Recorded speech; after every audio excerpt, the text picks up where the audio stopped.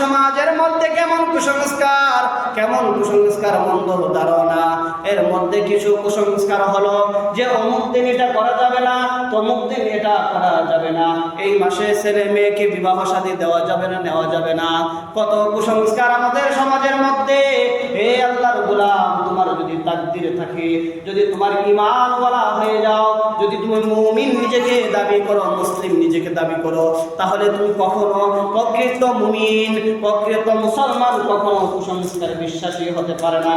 এই জন্য আমাদের সমাজের মধ্যে কুসংস্কার কেমন?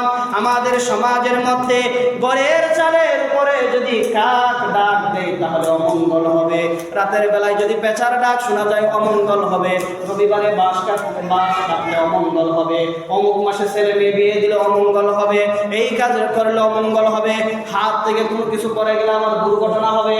যদি কোনো মানুষ বাড়ি থেকে বের হয়ে যায় আর যদি যাওয়ার পরে কেউ যদি পিছন দিক থেকে ডাক দেয় তাহলে তার যাত্রা অশুভ হয়ে যাবে।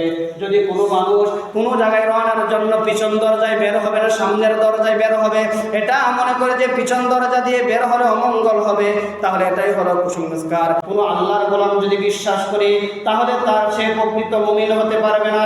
এই সমাজের মধ্যে যদি আপনি নিজেকে প্রকৃত মুমিন দাবি করে থাকেন, যদি আপনি প্রকৃত মুসলমান দাবি করে থাকেন, তাহলে আজ থেকে আপনাকে কুসংস্কারের দরজা হতে, কুসংস্কারের ভিতর হতে আপনাকে বের হয়ে আসতে হবে।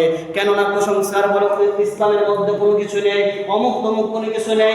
যেটা আপনার তাকদিরে আছে সেটা আপনার ঘটেই যাবে, দুনিয়ার মানুষ ঠেকাতে পারবে না। যেটা আপনার তাকদিরে নেই সেটা ঘটবে না, দুনিয়ার মানুষ আপনাকে ঘটাইতে চাইলেও ঘটবে না।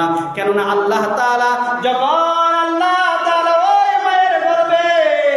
আপনাকে যখন দিয়েছে 43 বার যাওয়ার পরে আল্লাহ তাআলা একজন ফেরেশতাকে বানাইলেন, যাও যাও ও আমার ফেরেশতা যাও, গিয়ে মায়ের গর্ভে থাকা সন্তানটার কয়েকটা লিপিবদ্ধ করে নাও, যে সে কতদিন বাঁচবে, কি খাবে না খাবে, কবে মারা যাবে, তার তাকদিরে ভালো মন্দ যা আছে লিখে ফেলো। যদি আপনার তাকদিরে ঘটে রে মুমিন, তাহলে তুমি ঠেকাতে পারবা না, যদি তাকদিরে না থাকে ঘটাতে পারবা না। এই জন্য আপনাকে আমাকে কুসংস্কার হতে বের হয়ে আসতে হবে।